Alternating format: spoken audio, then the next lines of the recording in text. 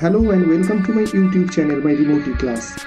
After a long time, I have again come with a tutorial on glycolysis.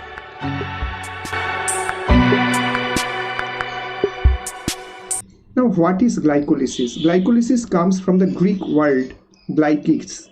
What does it mean, glykis? Glykis means sweet or sugar, and lysis means splitting. That means breaking down. That means splitting of sweet or splitting of sugar or breaking down of sweet or breaking down of sugar is the meaning of glycolysis. Now, what is the definition of glycolysis as far as biochemical thing is concerned? It can be defined as a molecule of glucose is degraded in a series of enzyme catalyzed reactions to yield two molecules of the 3-carbon compound pyruvate and 2 molecules of ATP. That means this is a biochemical reaction in which one molecule of glucose breaks down into 2 molecules of pyruvate or 2 molecules of pyruvic acids and 2 molecules of ATP with the help of series of enzymes is known as glycolysis. In the year 1930s, Gustav Emden, Otto Meyerhof and Jacob Pernas determined glycolysis involved 10 steps, and glycolysis is also known as EMP pathway. Why it is called EMP pathway? Because E from Emden, M from Meyerhof and P for Pernas makes this pathway's name EMP pathway. Now, where does it happen? It happens within the cytosol or within the cytoplasm. That means it happens outside the mitochondria. Within the mitochondria or within the mitochondrial matrix, the Krebs cycle or citric acid cycle takes place, but glycolysis happens inside the cytosol. Now, glycolysis may happen in presence of oxygen or it may happen in absence of oxygen. If it happens in presence of oxygen, then it gets converted into pyruvic acid or pyruvate. But if it doesn't happen in presence of oxygen, then it gets converted into lactic acid or lactate. Now, glycolysis has two phases. What are these two phases? The first phase is known as the preparatory phase and the second phase is known as the payoff phase.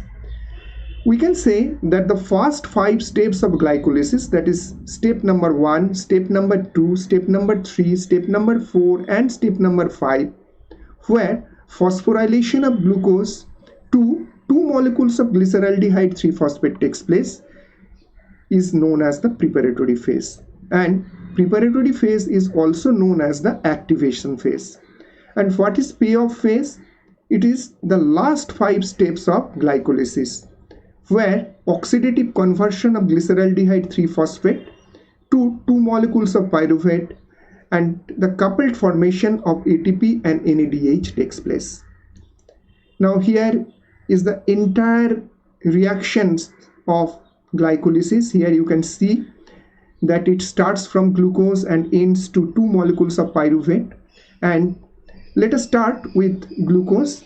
Here you can see in this reaction that glucose gets converted into glucose 6-phosphate and hexokinase is the enzyme which is helping in this conversion. Here you can see that ATP is utilized. That means this reaction needs ATP, and what happens? ATP is produced. Remember one thing, whenever ATP is utilized, then ADP is always produced. If ADP is utilized, then ATP is produced. So here minus 1 ATP. That means there is loss of ATP because ATP is utilized. Next step, glucose 6-phosphate gets converted into fructose 6-phosphate.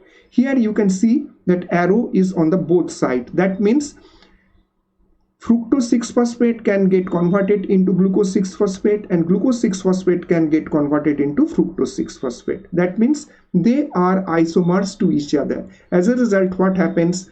The phosphohexose isomerase is the enzyme which is helping in this process. Next step, we are finding that fructose 6-phosphate gets converted into fructose 1,6-bisphosphate. Once again, we are losing 1 ATP because 1 ATP is utilized and 1 ATP is produced.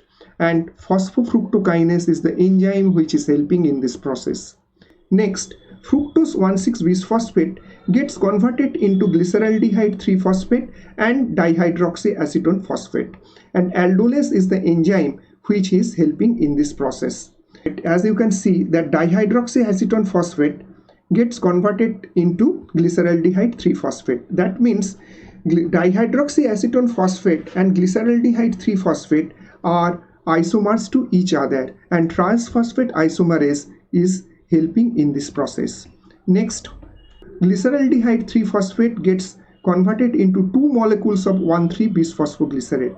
As you can see, 2 molecules of inorganic phosphate and 2 molecules of NAD plus are utilized. As a result, what happens? 2 molecules of NADH and 1 molecule of hydrogen ion are produced, and in this conversion, glyceraldehyde 3-phosphate dehydrogenase enzyme is helping.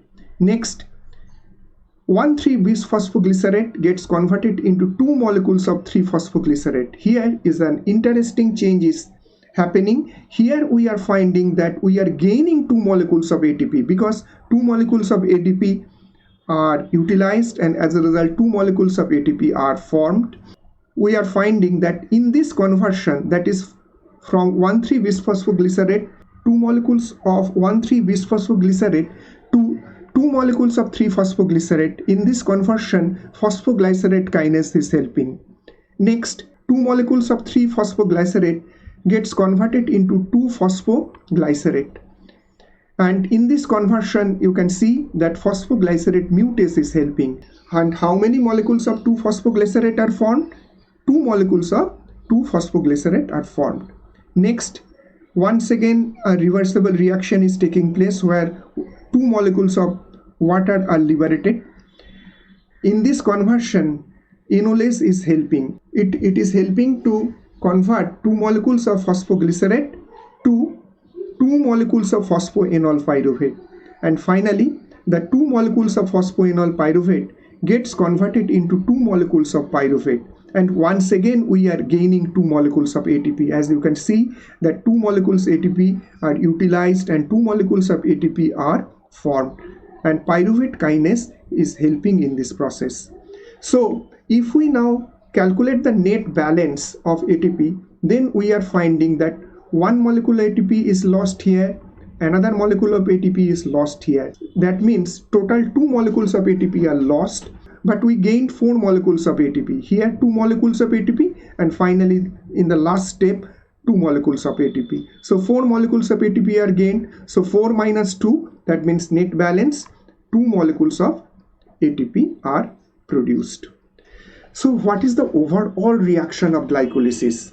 Glucose plus 2 molecules of NAD plus 2 molecules of ADP plus 2 molecules of inorganic phosphate, and it gets converted into 2 molecules of pyruvate, 2 molecules of NADH, and 2 molecules of hydrogen and 2 molecules of ATP. So what is the final reaction or overall reaction of glycolysis? Glucose plus 2 molecules of NAD plus 2 molecules of ADP plus 2 molecules of inorganic phosphate, they react together to form 2 molecules of pyruvate plus 2 molecules of NADH plus 2 molecules of hydrogen ion and 2 molecules of ATP. Then don't forget that there are several enzymes involved in this conversion.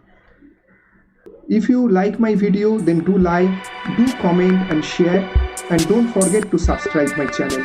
Thanks for watching.